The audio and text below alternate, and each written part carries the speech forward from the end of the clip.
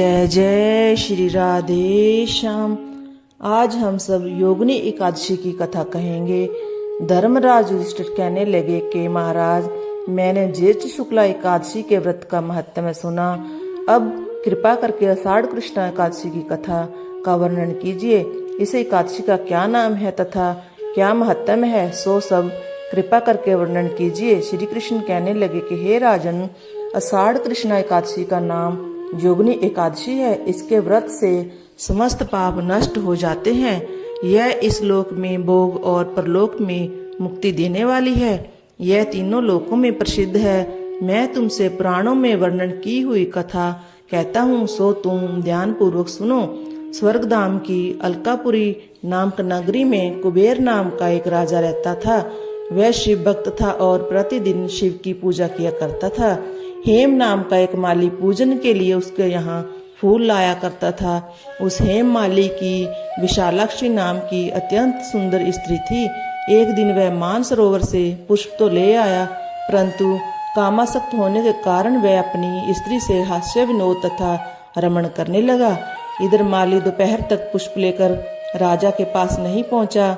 उधर राजा उसकी राह देखता रहा। अंत में उसने सेवकों को आज्ञा दी कि तुम लोग जाकर हेम माली के ना आने के कारण का पता लगाओ, क्योंकि वह अभी तक पुष्प नहीं लाया है। सेवकों ने कहा कि महाराज, वह पापी अति कामी है, अपनी स्त्री से हास्य विनोद तथा रमण कर रहा होगा। यह सुनकर कुबेर ने क्रोधित होकर उसे बुलाया। हेम माली राजा के भय से कांपता हुआ उपस्थित हुआ। राजा कुबेर क्रोध के मारे, जिसके होठ कांप रहे थे, कहने लगा, अरे पापी नीच कामी, तूने मेरे परम पूजनीय ईश्वरों के भी ईश्वर श्री शिवजी महाराज का अनादर किया है।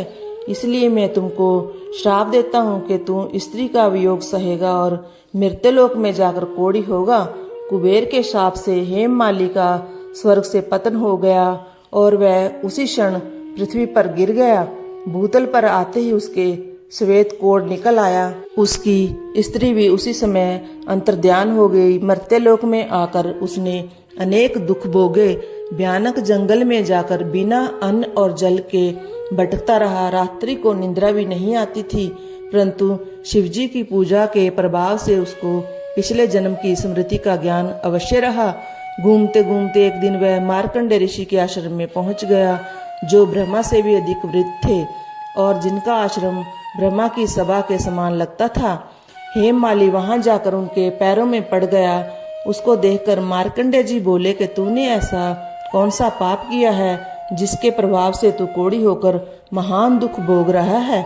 हेम माली कहने लगा कि मैं कुबेर का सेवक हेम माली हूँ। मैं राजा की पूजा के लिए नियमित पुष्प लाया करता था।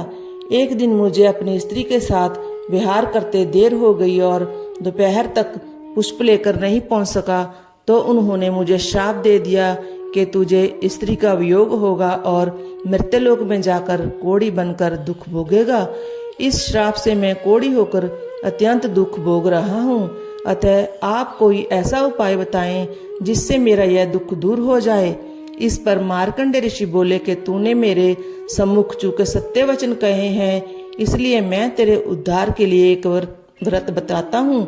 यदि तू आषाढ़ मास के कृष्ण पक्ष की योगिनी नाम की एकादशी का विधि पूर्वक व्रत करेगा तो तेरे सब पाप नष्ट हो जाएंगे। यह सुनकर हेम माली ने अत्यंत प्रसन्न होकर मुनि को साष्टांग प्रणाम किया। मुनि ने उसको अत्यंत स्नेह के साथ उठाया। हेम माली ने मुनि के कथनानुसार विधि पूर्वक योगिनी एकादशी का व्रत किया और इसके प्रभाव से अपने पुराने स्वरूप में आकर अपनी स्त्री के साथ विहार करने लगा। हे राजन, यह योगिनी एकादशी का व्रत 88,000 ब्राह्मणों को भोजन कराने के बराबर फल देता है। इसके व्रत से समस्त पाप दूर हो जाते हैं और अंत में स्वर्ग की प्राप्ति होती है। इस प्रकार एकादशी महत्या का 15वां अध्याय समाप्त हुआ। जय जय श्री राधे श्याम। बोलो एकादशी माता की जय।